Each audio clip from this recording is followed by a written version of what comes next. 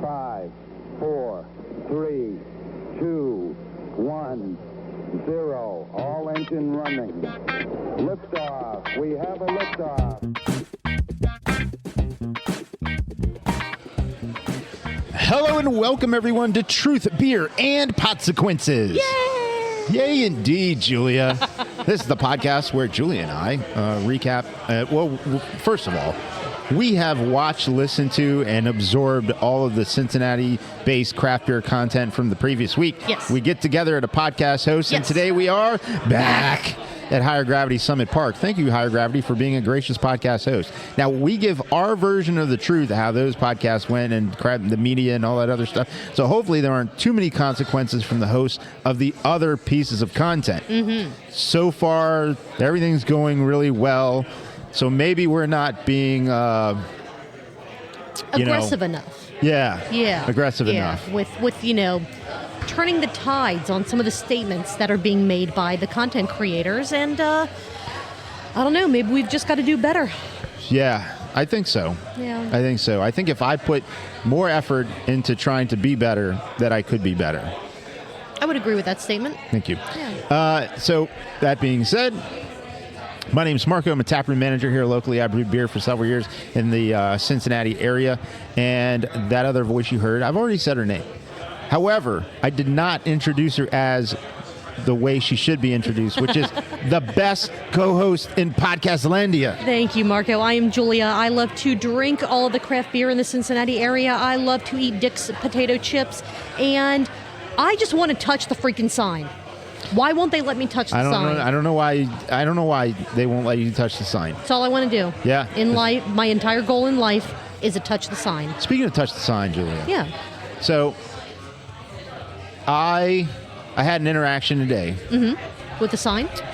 Well, there's a sign at the place where I work at. Yeah. And there's a sign. There's two maybe signs, and it's for There's several signs. Okay. It's for Line and Tap. Okay. And I want to give a shout out to Matt. Actually, it's Matthew, but we're tight, right? So I call him Matt. And your bud's like that, yeah. From Line and Tap, and they do a great job. It's friendly. They just do a fantastic service. If you're out there, you need some draft line help, reach out to Matt at Line and Tap, and thank you for being a loyal podcast listener. Yeah, they are the true unsung heroes of the bar and brewery and beverage world, because without them, your beer doesn't taste good. That's a fact. Yeah. What's in the keg can be amazing. And if you neglect your tap lines, it's going to taste like all kinds of different things. Yep. So thank you. I don't know you personally, so thank you, Matthew, for maybe doing we can have the him job. on one day. That would be awesome. Like we do like a year-end recap or something like that. Maybe if Matt, or if he's just in the area, stop by on a Tuesday, and we'll throw a mic at you. Well, we won't and throw a bag it. Of dicks. We'll hand you a mic. And but we might throw you a bag of dicks. Yes. So I love these chips so much. I know it's dumb, but it's like these are really, really good. I'm not going to crunch on Mike this week. All that ASMR will leave for, 2 episodes ago. I'm not promising anything.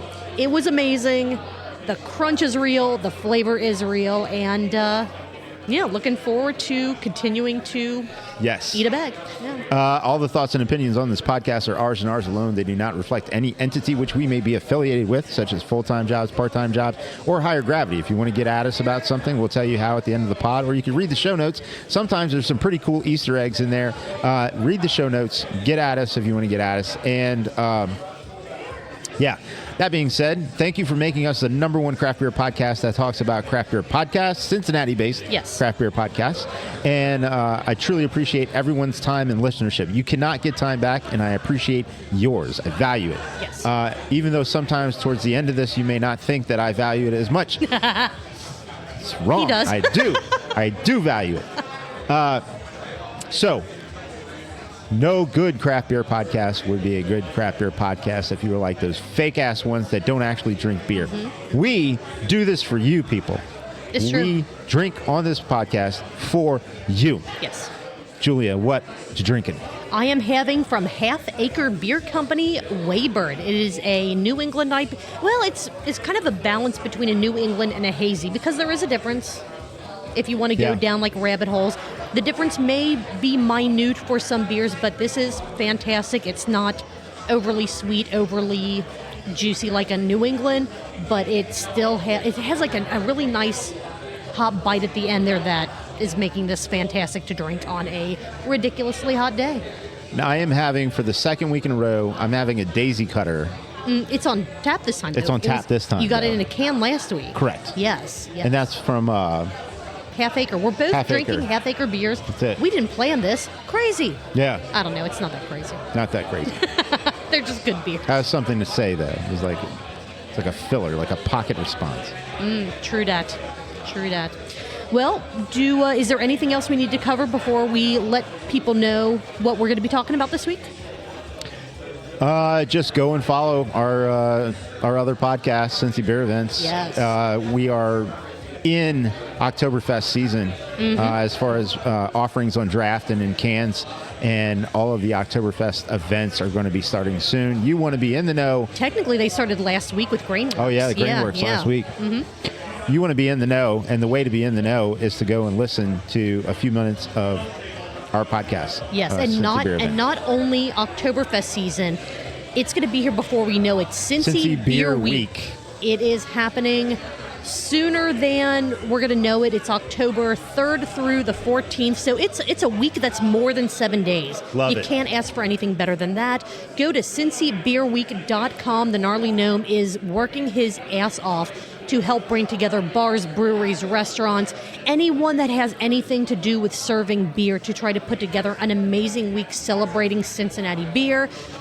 Go to the website, sign up for the newsletter. If you are a local bar, brewery, taproom, bottle shop, what have you, and you want to try to have an event for Cincy Beer Week, reach out to the Gnarly Gnome. Even if you don't really know what kind of event you want to have, but you want to be involved, he has ideas. He would love to help you figure out how to help make Cincy Beer Week absolutely everything that it needs to be and should be, and I know will be. Yes. Do that. Yes. All right, well, let's go ahead and move on to talking about some Cincinnati craft beer content. Let's go. All right, we have an episode of Barstool Perspectives from last Friday, August the 2nd, 2024 with Brett and Mike. We have an episode of the Brewery Underground Podcast. This is another one that Zach let us know. They did a second episode on talking about Cincinnati craft beer, so we will be talking about that. We have, as always, almost always, the Weekly Pint. He's been very good and consistent the last few weeks. But let's go ahead and just get started. Yeah, let's get started. Do we want to just go in order? That's fine. Of what we got? All right. That's fine. That means we're starting with the Brett and Mike Show Barstool Perspectives.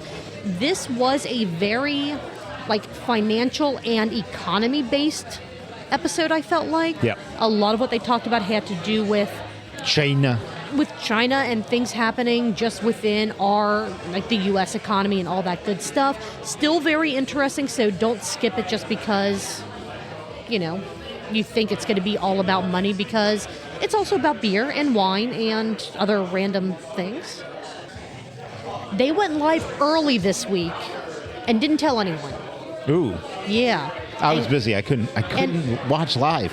Well, so 1:30 showed up, and I'm like, okay, cool, I have time. And I'm refreshing, and I'm like, okay, not live. And then I noticed that there was a posted episode streamed 2 hours ago. And I went, those assholes went live early and didn't tell anyone. And then I realized, oh, wait, I'm the asshole. I didn't have my notifications turned on. Oh, no way. Or I would have known about it. I don't know that I would have been able to, ignore work for a bit when they went live.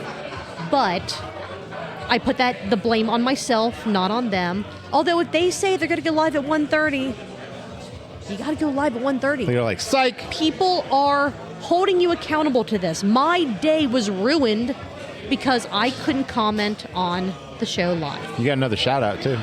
I did, yeah. Yep. Mike, I appreciate you being responsible, and I drank enough for the both of us. Hell yeah. We'll get to that in the sip count. Hell yeah. Speaking of, find out why Mike drank NA beers on this episode. It has to be only a few out of a few reasons. Sure. And but I will say his face, his reaction after every single sip was heartbreaking. Every time I'm like, oh my gosh, I feel so bad.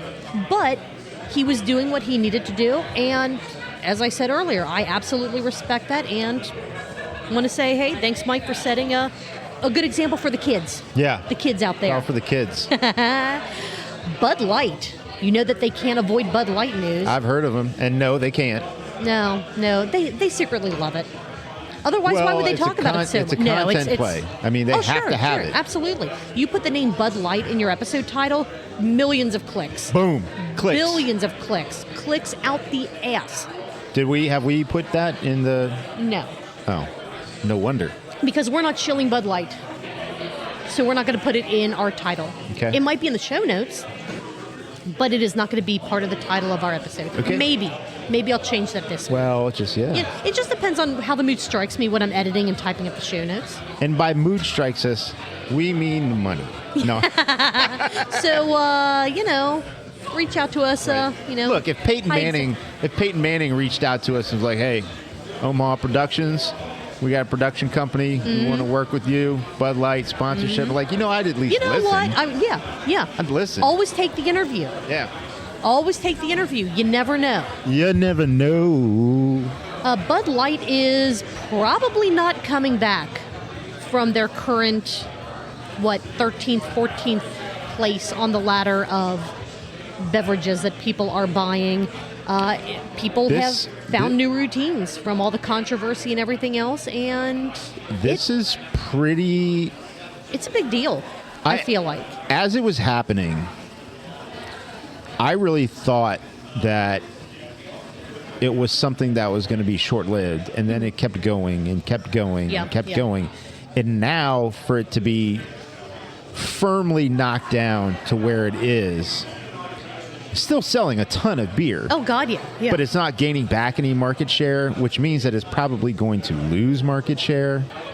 This is pretty crazy that a beer that was so huge, for so long, yes, has declined in this fashion. Now, this isn't without precedence where the number one beer in America has all of a sudden fallen. Right. We've recapped that in previous episodes, and Brett and Mike are the people to talk about with it. Right, absolutely. But I'm just really surprised that this is where we're at. Yeah. And it's real.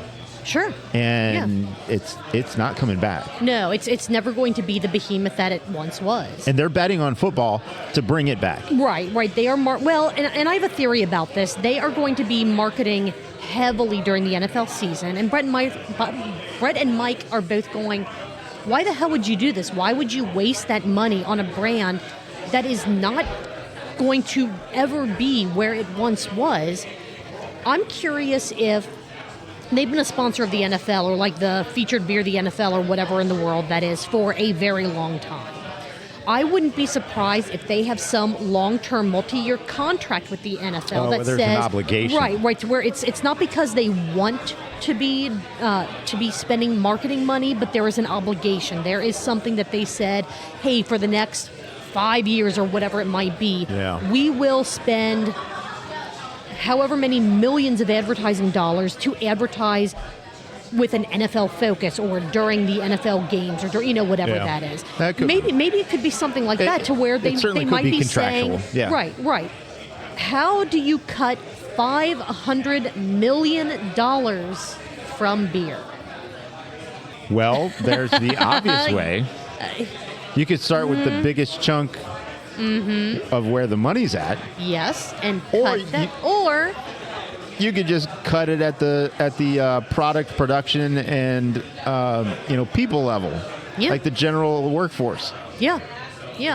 Which one is going to make the bigger impact, do you think? I think that doing it the way that they're probably going to do it is going to continue to cheapen, worsen the product, and also cause negative effects across the economy. But then how will the CEO get his 4th yacht and his 17th vacation house? No, but that's the thing. They will. Yeah. You can't take that away from them. They almost worked for their money. Almost. Let's see. The UK, University of Kentucky. Yep. They're having a cost of living crisis. They are pissed as hell that 20-ounce pints are only $4 or 4 pounds or whatever. What is it that they do in the University of Kentucky for Wildcats? I don't know what their currency system is down there. 4 dead raccoons. Could be 4 raccoon tails. Yeah. But when you look at the kind of cost of living and everything else like that and kind of see ratio-wise, is it that much different than what we're experiencing? And I say yes, because we still don't say I want a pint and get 20 ounces. You go up to the bar and you say, oh, can I have a pint of this beer? It could be something that they only pour in a 10-ounce snifter. Yeah. Bullshit. It's bullshit. I demand Imperial 20-ounce pints. Yes, Imperial pints. 20-ounce pours. Oh, pours. I thought you said something else. No. Okay. For all of my beverages. Every single one of them. Is that your take? Sure. Imperial pint, 20-ounce pour. That's the correct size. Maybe size matters. Hashtag. Size matters, absolutely. When it comes to the pours, yes. Okay. Yes. Now, granted, that doesn't change my opinion that when it comes to packaged products, some products should only be sold in 8-ounce cans. The size Bigger of the package is not now. always better. We're on package Yes, talk. we're all... I mean, come on. I got a bag of dicks. You do? I have a 16-ounce pour. Yeah. And I still feel unsatisfied. Well. Because I need more. Yeah. Heard. All right. Let's see. What size hinges do you need for a stone gate? Mike is asking the hard questions here. There was stone gate talk. Yes. And I mean, seriously, if you think about it, unless the stone is pumice or something like that, that's a hell of a hinge. Yeah. What about the latch to those stop lava it rocks to exactly? that you put in your yard. Exactly, or your grill, or the ones you take in the shower and scrub your feet with and stuff. Is that a thing? Yeah. Oh, okay. Yeah. Pumice stones. Yeah. Oh yeah. Yep. Like a grill brick. Like a grill brick, exactly. I mean, that would not require major hinges.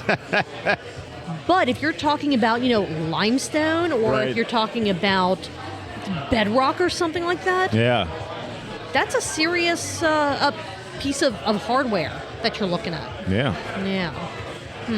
Limestone. I am. Yeah. Let's see. What else do we have here?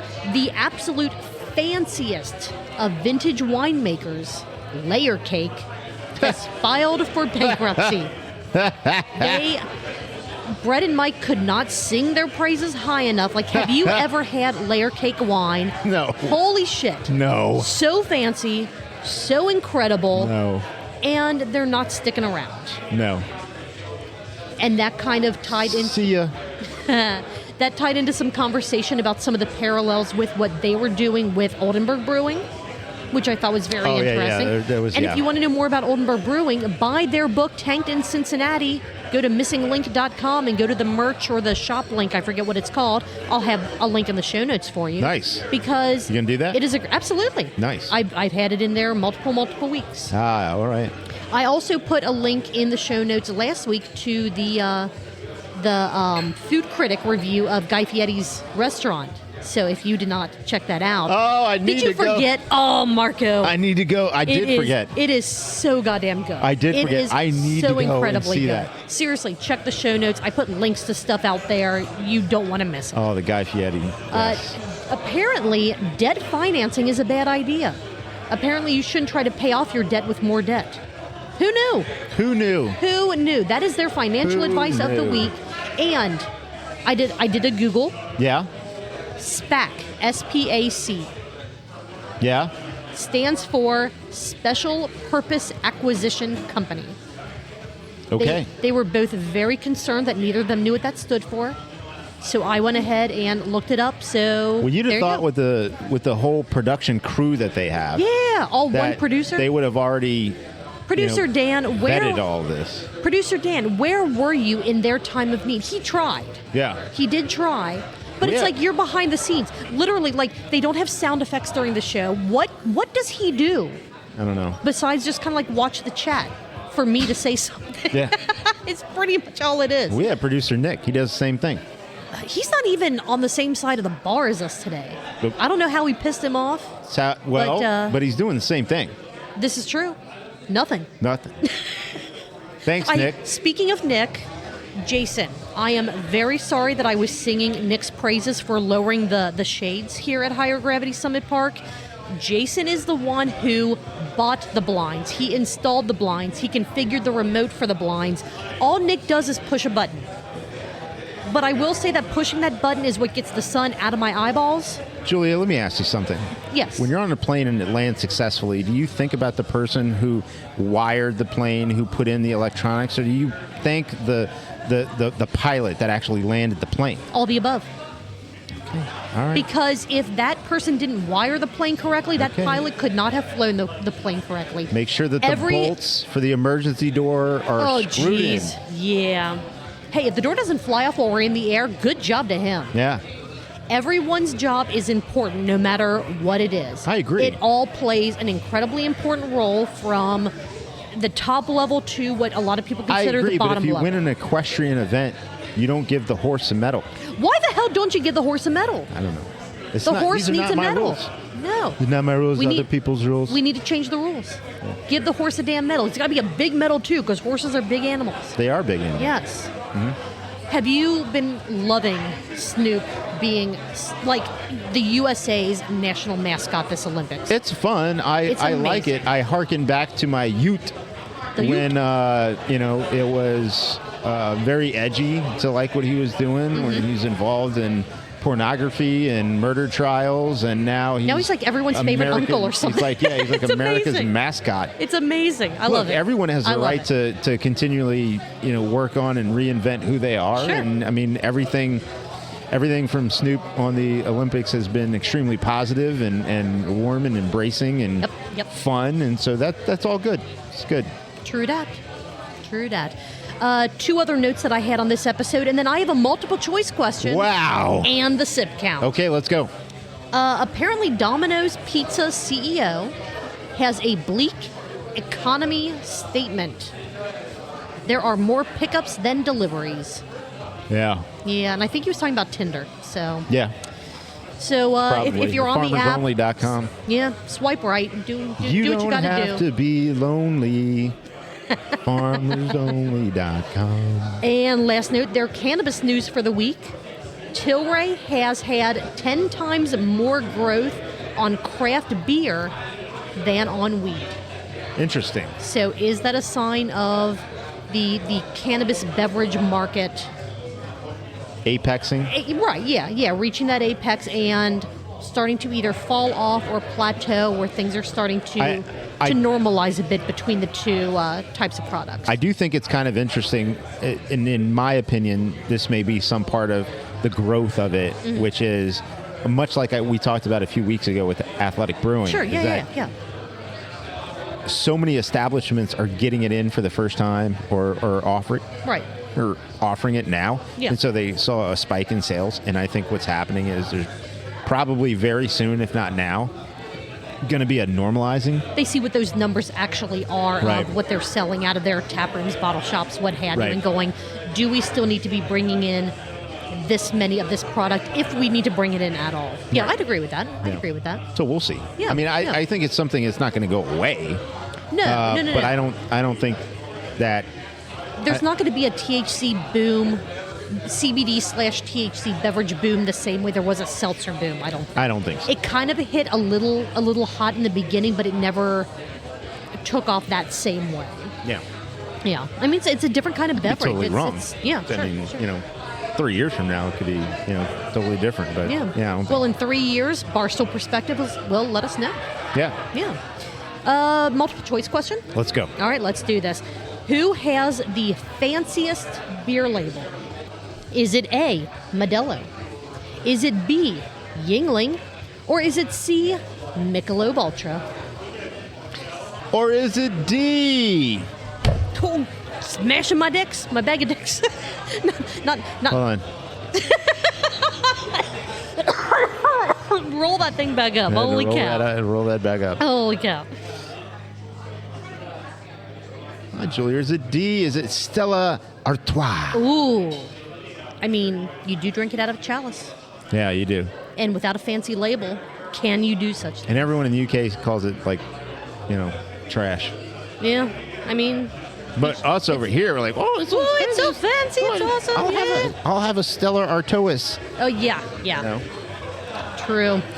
All right, let's move on to the sip count in this 29-minute episode. We've been talking about it 29 minutes. Yeah, we are at 30 minutes recording time. We had a decent length intro, but yeah, we're getting there. Mike took 19 sips of athletic beverage product. Wow, Mike.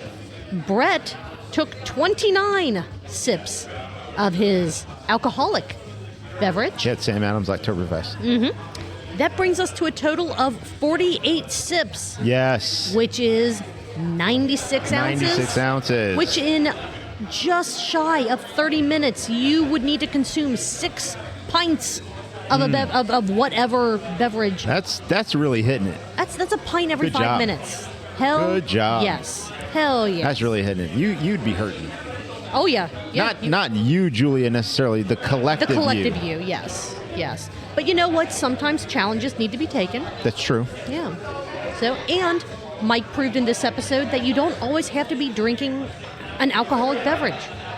That's true. Drink whatever you want to drink. Yeah. Drink what you need to drink based on what you're doing that day, that moment, that whatever. Sounds good. That's all I got. All right. Any other notes before we move on to our next show? Now let's go. All right. Let's move on to the second episode that we've talked of the Brewery Underground Podcast. Yeah, Brewery Underground. This is episode 31, which is Cincinnati Takeover Edition with Liz, who is at everyday_I'm_bubbling on Instagram. Do you follow her? I have not yet. I will. I'm not on Instagram. I just don't really. So I don't. I'm not on social media as much anymore. So I'm like, oh yeah, I should check that out, and then I forget. Yeah, so. I'm not on Instagram, so I don't follow. But no, it's Liz, find us, follow us. True that. And talk to us. We'd be happy to have you on the podcast and talk to you. Absolutely. I will say about their show, I listened to it on their website, which is Sullivan Touron, TOURON, breweryadventures.com/podcast. That's how I listen. I think it's also on Spotify, but nowhere else. So the only way we really kind of catch these are when we're told that they have a new Cincinnati episode out. So thank you, Zach, for letting us know that they put out another one, because again, with everything else going on, I don't have time to check 15 different podcast apps. Nope. If this was on all the different podcatchers, I would subscribe to it, and therefore I would just see the episodes as they came out, and we'd be able to find them. But again, if you guys know of a podcast that talks about Cincinnati beer, or a YouTube channel, or who knows, maybe even a blog post, Gnome, let us know about it. We will check it out and we will talk about it. That is what we do. So moving into this hour and 5-minute episode, they talked about what they were drinking first. And that's always fun, kind of like what we do. We only do a little thing. We mention what beer we're drinking, maybe what we think about the taste. But they really dove into what they were drinking during the recording of this episode. They had some Rheingeist. They had some Rheingeist. They had some Brink. It was all kinds of fantastic. Liz did... I don't want to say most of the talking, but most of the conversation was focused around Liz and Cincinnati beer. Mm-hmm. She met up with them kind of on a whim during one of their brewery travels, not to Cincinnati, but to another location.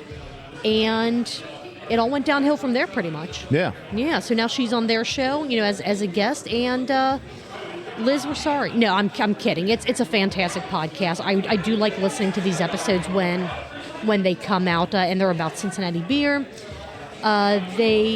Liz rather, talked about how big of a beer city Cincinnati actually is. Mm-hmm. How people go, oh, I'm going to come to Cincinnati for a week and check out a few breweries. Yeah. And then they get here and realize we have, like, counting all the different tap rooms and multiple locations, somewhere around 80. Yeah.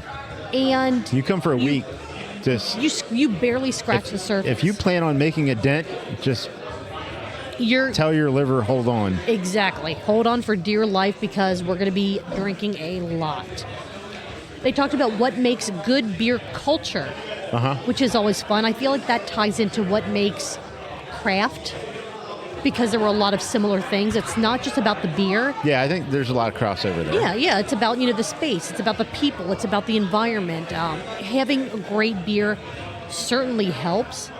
But if you can, it's kind of like that triangle. You can only have 2 out of these 3 things. Not always the case. Some places have all 3. They have a great space, they have a great environment, and they have great beer. But you can take away almost any of those singular points and still have a great space. have a great place to go to that you want to go to. Yeah. They tried to create a top 5 list of breweries, and they all failed miserably. Yeah, well, they're like, we have this, and but we forgot about this one, and if we're only going for these kind of beers, we're not going to tell you what they were. No. What I will say is that when the first person starts with, "I'm going to give you my number 1," and then names 2 as one, you disrupted the list force. I feel like they took a huge page from the Sonder Stories podcast. Yes. There are a lot of qualifiers Way to back these when. lists. Yes. Sonder Stories. You have to have qualifiers to these lists, otherwise it's an impossible thing to do. Also, second Cincinnati podcast that they've done, that they've given a big shout out to Sonder. Absolutely. Sonder, they really enjoyed Sonder. They love the Sonder's beer, they great. love the space. Sonder's great. Sure, absolutely. We do a almost yearly show now. Yeah, we do. Least, It's almost it's a thing now. It's a thing now. Like to pick up your every family tradition pickup day. To pick up your family traditions day, we record over there. Family Tradition Tuesday. That's right. That's what we're doing. Brink may be the top brewery for all 3 of them. They never actually said. Well, Liz kind of said that Brink has to be one of her top, but the way that they all kept talking about Brink. I mean, it's a pretty good contender for all 3 of theirs. If not top brewery, maybe within that top 2 or 3 out of the 5 that fit each of the, like my 5 number 1s, my 6 number 2 breweries, my 4 number 3 breweries. So it's in that chunk that they tried to mention. One person included an invasive species. This is true. However, they have a location there where they live as well, and I understand being familiar with a brand. Sure, yeah. You know, it's like going on vacation and seeing the same grocery store label. Right. Yeah. You know you're like, I know this one. I'd rather shop. Well, there's a Kroger and there's a Winn-Dixie. Yeah. I'm like, well, I'll shop at Kroger because I shop at Kroger. Right. But it's not local. Winn-Dixie may be local. But I feel like they also, as part of that, talked a little bit more about the space that brewery is at. Yeah. More so than the brewery being the favorite. I feel like the space was the favorite more so than the one specific brewery within that space. True. So, I don't know. Just my take on it. Okay. But no, I agree with what you're saying there. Places that they still need to get to in Cincinnati. I mean, they were saying we didn't realize how many breweries we were missing. Like, they come into town on a somewhat regular basis, and every time they leave, they talk and go, you know what, we still didn't make it out to Little Miami or to this place or to that place or to this place. And that list is just going to keep on growing. I feel like they need to make a 2-week trip and don't go to any of the places that they normally go to. Don't go to Sonder. Don't go to Rheingeist. Don't go to Brink. All these 16 Lot Southern Outposts. You've been. Yeah. We know you love those places. Find a different Airbnb. Yeah. I mean, and I understand the familiarity, and we know that we have a good experience and good beer when we go here. I 100% understand that. But man, by utilizing their limited time, by going to the same places over and over, they are not allowing themselves to experience everything else that Cincinnati beer has to offer. Well, that's what locals do. Yeah, this is true. I mean, in a large part, that's what locals do. They're familiar. You're not wrong. Yeah, they're familiar with their space. They tend to rotate around their same bubble, and then to get them out to go somewhere different takes a catalyst. Yeah. And there's not always that catalyst, or that's true. Even an attempted catalyst is a failed endeavor for whatever reason. That is very, very true. They kind of ended some of the conversation with this, and I wish they would have almost started with it or had a bigger part of the conversation. women in beer. Mm-hmm. There are currently no women-owned Cincinnati breweries. Wrong. Well, no, from what they were saying that there are no currently known Cincinnati women-owned Cincinnati breweries. I am completely butchering the name of that. They did say that. Right. And I was going to say, and that's not true. Correct. Mark. Not true. Common Beer Company is female-owned. Correct. Majority female-owned. Yeah, Fibonacci is majority female-owned. And if you want to go down the distillery route, OTR Knox Stillhouse. Joseph, OTR Knox Joseph Distillery at OTR Stillhouse is the first woman-owned distillery in Ohio, not just Cincinnati. So while it may not be like singular new ales, and they should. There are actually a lot of places that are women-owned. It's just the women aren't the sole owners, and I think people forget about that, and they're like, but it's not just them. So they are still such a huge part of it. Yeah. I don't want to call it a marketing problem, but much like Esoteric, we know is a black-owned business. Correct. I don't think it's been anything that the marketing arm of these companies has actually embraced. Yeah. Actually, really felt the need to put out to that degree. And I guess in a way, I don't know the reasons behind any of it, so this is purely my reckless speculation and my take on it. But it could be because their space and their product and everything that they stand for as a brand stands up and holds up so well on their own. They don't need to also say, hey, we're women-owned. Maybe they should anyway, because again, it is a very important thing, and a lot of people don't realize how big of a role women do play in Cincinnati craft beer. But at the same time, you shouldn't have to say it, but I agree with you that people don't know because it's not mentioned, which I guess it's cyclical. Do you need to mention it? Should you? I don't know. But to everyone, yes, there are women-owned breweries in Cincinnati. I have, 2 more notes and then a multiple choice question, because it's a podcast. It's audio only. We don't have a sip count for this one. All right, let's go. They mentioned the Beer Barons at Spring Grove event. Yep. And the weather this weekend, I believe, is supposed to be pretty damn spectacular. Oh, that's awesome. If you're hearing this when it comes out on Friday or Thursday for Patreon subscribers, and tickets are still available, it's a great event. It really is. Head down there, go check out Beer Barons. And Cincinnati, we've talked about this before, is a beer festival city. Yep. We have a lot of awesome beer events happening, from Bachfest to Oktoberfest to Cincy Beer Week. Cincy Beer Week. We're going to say that multiple times this episode because people need to start getting involved. People need to know about it. People need to get ready for a hell of an amazing, almost 10 days of Cincy beer awesomeness. Awesome. And yeah, it was a great episode. I really liked hearing Liz's take on Cincinnati craft beer, the beer scene, and her experience with talking to people from outside of Cincinnati about why they need to keep coming back and experience everything that Cincinnati has to offer. Yeah.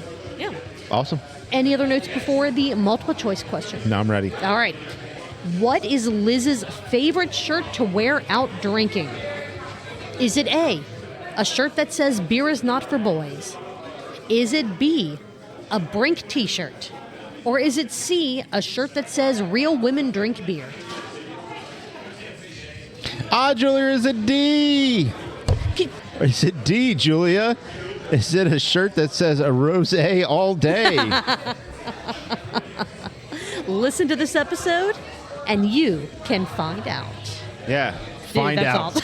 That's awesome. Thank you again to Zach for letting us know that the Brewery Underground Podcast put out another Cincinnati-based episode. And again, if you guys know of any podcasts or YouTube channels or any other kind of media about Cincinnati beer that we're not talking about, let us know. You can find out how to contact us in the show notes or just wait to the end of the episode. Do we need to take a quick break before we move on? Yeah, we should. All right, let's do that. We will be right back.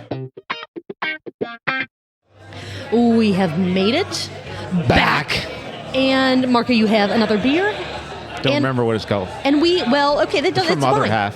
or what is it called? Half Acre? Half Acre. I don't know why I Other half is another brewery. I don't know why that is I keep on tap calling it here. other half, but it's Because, Half it's Acre. the other beer. Yeah. And there are acres of beers? Yeah. Sure, Acres. we'll go with that. All right, what do you say we go ahead and talk about the Weekly Pint? Because why delay it anymore? I say we should. All right, let's do this. This was episode 223, I believe. I actually didn't write down the episode number. Yeah, 223. Look at how on top of things I am today. I am knee-deep in bars. Which 223. I disagree with that title. I think Gnome is neck-deep in bars. Yeah, that's a little more accurate. I think that he is so into visiting and talking about bars that he can't even be bothered to show up here to be on our show. We did not get to pick his beer this week.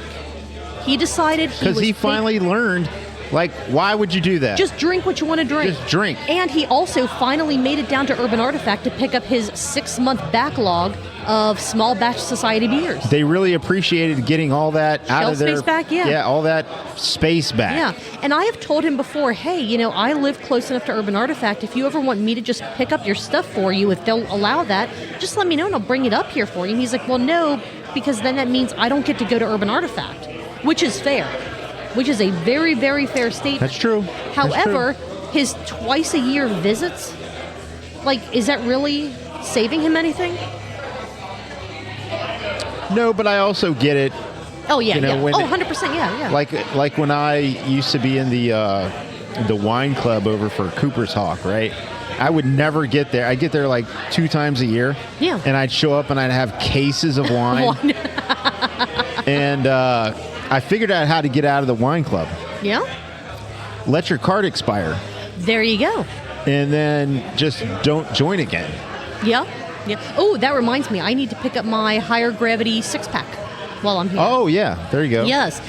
I think there are still maybe 1 or 2, a very few number of spots left for the higher gravity 6-pack membership. You get kind of a curated 6-pack each month of beers that typically aren't on the shelves unless they have overstock from the 6-packs. It's a variety of styles. It's fantastic. So if they're still available, sign up. Higher Gravity Craft House, HAUS.com. What else can they get there, Julia? They can pre-order their beer vent box. That's right. Hell yes. Now, you missed the July pre-order, which got you a sweet-looking beer vent box, not metal, but ornament to hang on your tree. An ornament, yeah. But you can still get your beer vent box pre-order. There are a or hang limited it off amount. whatever you want to hang it off of. Yeah, absolutely. Your bag of dicks. Yeah. Why not? Yeah. But yes, it is the most fun beer vent box in the entire world. Fight me on it. And it also allows me to post a parody a day based off of the beer from the box. It's very exciting. Which very exciting. We're getting close. Mike Little, if you listen to this, I am trying to make sure that one of the I'm trying. My plan is to have, if one of the beers fits well enough, you will get a parody this year. Oh, nice. Yeah. Yes. Excellent. I guess we should get back to talking about the Weekly Pint. Sure. Instead of, being almost 10 minutes in and to this recap and not talking about it, except for mentioning the title 3 times. He drank Urban Artifacts Blackberry Vanilla and Coffee, not beer, Midwest Fruit Tart that he picked up after, 8 long months of having them hold on to all of his beer. He took so many freaking sips. Good. The sips were better, the sniffs were better than the sips. Okay. The sniffs made him appreciate the sips even better. And that's a lot of S's and a lot of, what's it called for the mics when you say T's and P's and S's, the sharp letters? I don't know. Clips? There's some other word for it, but that's neither here nor there. Well, also, let's give everyone context. FCC was playing last night. Yes, in the Leagues Cup versus NYCFC.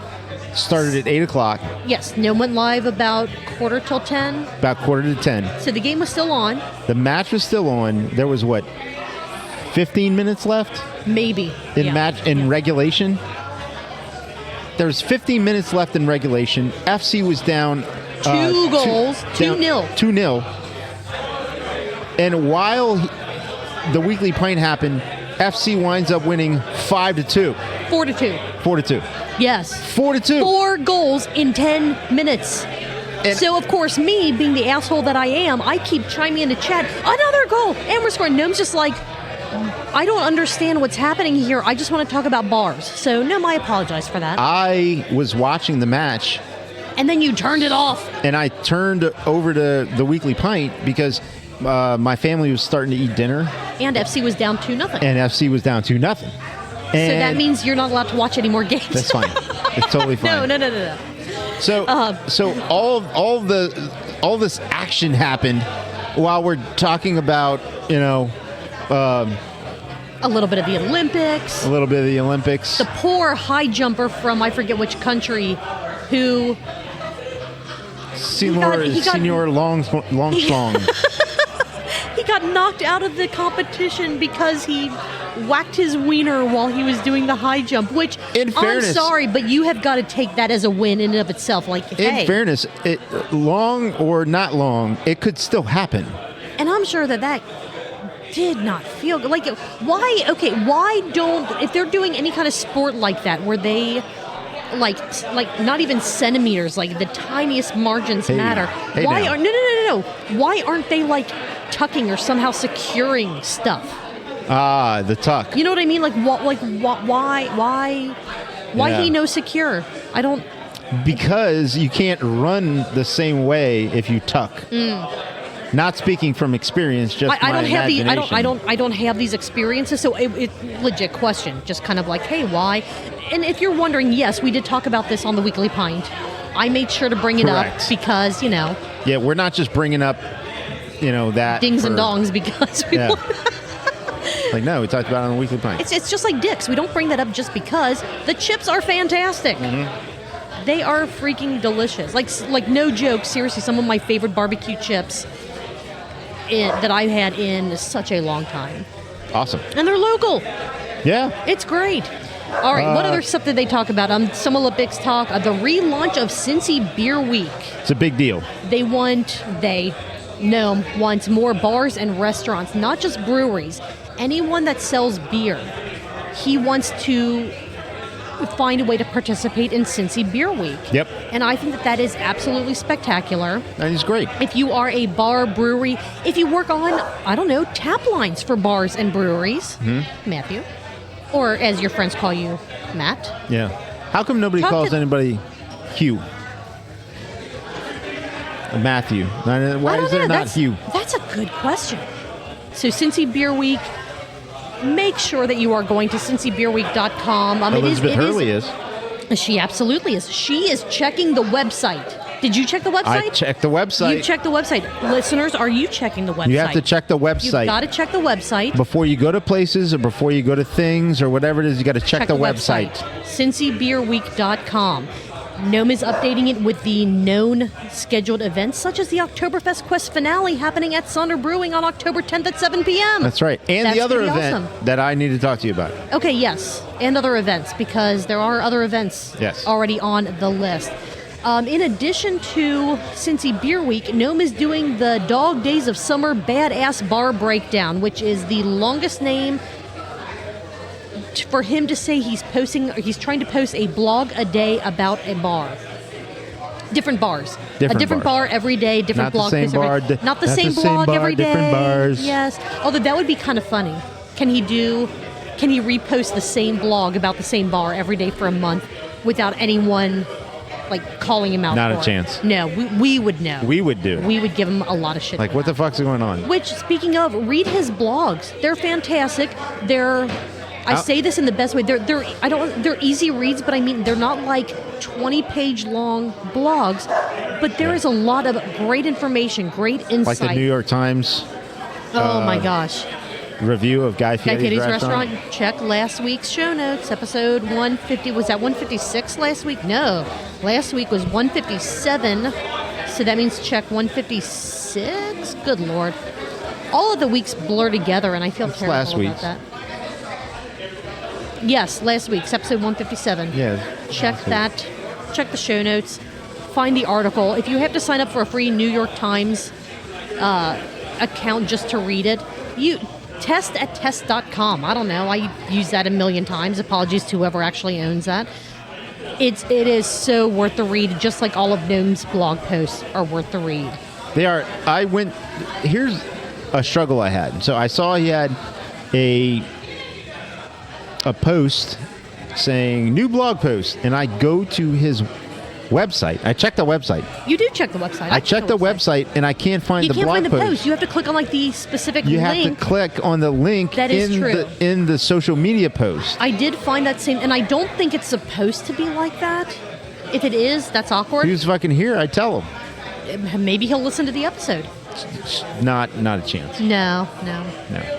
He's too busy. He is very busy. He's very busy. He's busy with Cincy Beer Week and the the Dog Days of Summer Badass Bar Breakdown. Yeah. Yes.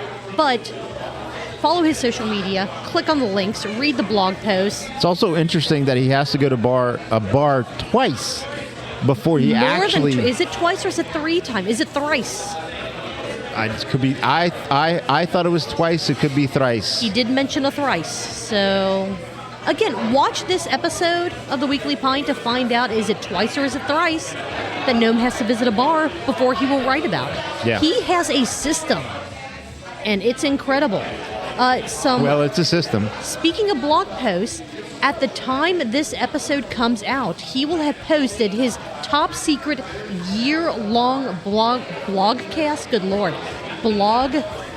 post about pickle beers. Pickle beers. Was Urban Artifact the first pickle beer ever made?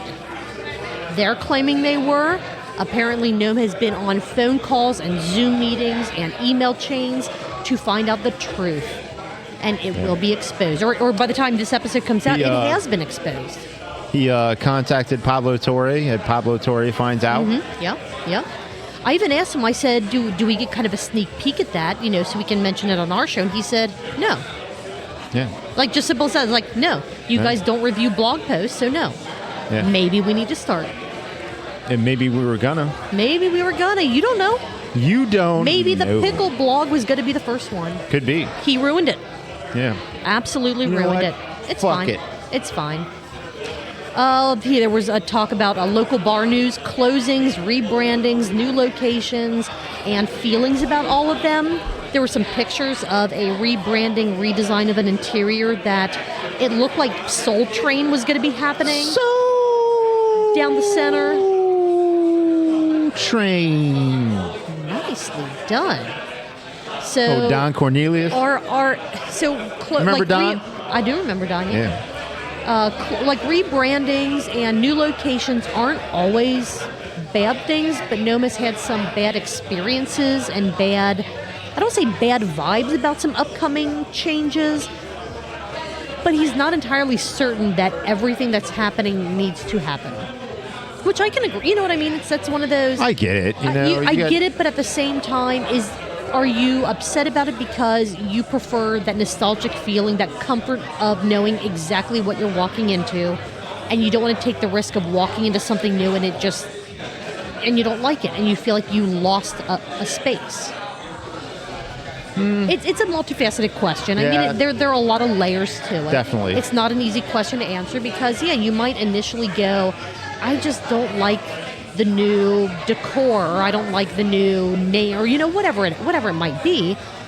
But then as you go, you're like, what, this actually fits what they wanted to be and what they're trying to do so much better. So give it a chance.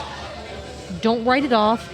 Unless the service is absolutely abysmal, then maybe, like the Gnome, you need to write off certain locations of certain spaces. Right. Yes.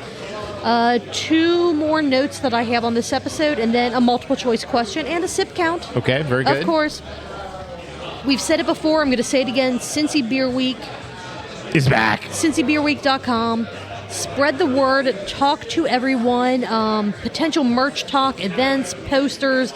There's all kinds of things that Gnome goes into about Cincy Beer Week in this episode, so absolutely watch it to get all of those details. And again, if you're listening to this and you have anything to do with a drinking establishment, spread the word. See if they want to get involved. Have them reach out to the Gnome about an event. Gnome might have an idea for an event for your space, so all you have to do is implement the idea.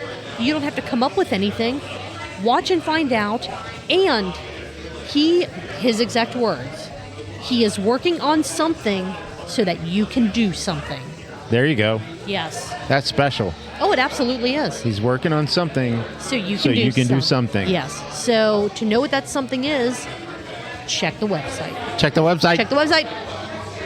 Any other notes before the multiple choice question and the sip and sniff count? No, we covered it. I said check the website, and then it's we true. just did. All right. Yeah, absolutely. Multiple choice question. How many days did Gnome try to stay ahead of schedule with his Dog Days of Beer blogs? Mm-hmm. Is it A, none, he knew he was doomed from the start? Mm-hmm. Is it B, 10 days ahead of schedule? Or C, 5 days ahead of schedule? Julier's a D. Again, watch my bag of dicks. Dude. Did you really think he was going to be ahead of schedule? The answer is no. How about no? He had the best of intentions. Yeah. Yes. Sounded good. When he told you that, it sounded good, didn't it?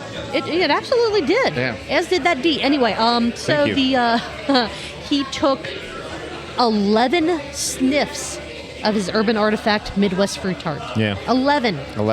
He took allergies. He took 3 sips. But they were big sips. Those were easily 2-ounce sips, if not 3-ounce sips. Here comes the big sipper. Exactly. That is a total of 14 countables, which means 28 ounces. Which in this hour and just under an hour episode. It's not even 2 pints. 1.75. Yeah. Easy. You got this. You got it. Yep. Since it's late at night, that's almost 2 pints of water, so you'll be up all night peeing, but up all night to be peeing. You will be hydrated, and there is nothing wrong with that. Up all night to be peeing. Was there anything else, Marco, that you wanted to talk about or cover this episode before we wrap things up and try to work on some really fun stuff for next week? No. Oh, where did Liam come from? Or Leon? They sound very similar sometimes. Sometimes I can't tell them apart. A little bit. All right. Well, with that being said, if you like what we've done tonight, do what you know you need to do to support your local content creators. Like, subscribe, share, review, do all the things. If you want to know how to follow us on social media, if you want to know how to contact us, maybe our email address, if you want the link to our sister podcast, Cincy Beer Events, where we tell you all about the big beer events happening in and around the Cincinnati area, go to truthbeerpod.com. That's where you'll find links to all of those things. In addition, the link to how to become a Patreon subscriber, where if you contribute to help us pay for things like podcast hosting, website hosting, the things that we need to pay for to keep the show up and running, you will also, in return for that generosity, you will get the episodes a day early. I try to put everything out to Patreon on Thursdays, and those episodes are special. They are mostly unedited. The only things that I cut out... You get all the good shit. You get all of the... Okay, wait a second. What were the multiple choice options again? Or wait a second, or look at that dog over there. That is the cutest dog I have ever seen. At least 40% of the extra content is worth a listen. Absolutely. And depending on how long the episode is, you can get anywhere from 10 minutes of extra content to almost an hour of extra content. Still only promising 40% of good. Yes. But it could be 10 minutes of good. Or it could be 50 minutes ago. Right. Just depends. You never know. You never know. And here's something that I will say. Sign up for a month. Just pay once. Yeah. Check out our episodes. And if you're like, you know what, I don't need this extra content, that's fine. And then just unsubscribe. Totally okay. That's fine. Truthbeerpod.com. That's where you can get all of the links to all of that amazing stuff. But with that being said, Marco. Julia. What are you going to be doing next week? I think we already said we're going to be here doing this. Sounds good. Cheers. I will see you there. Cheers.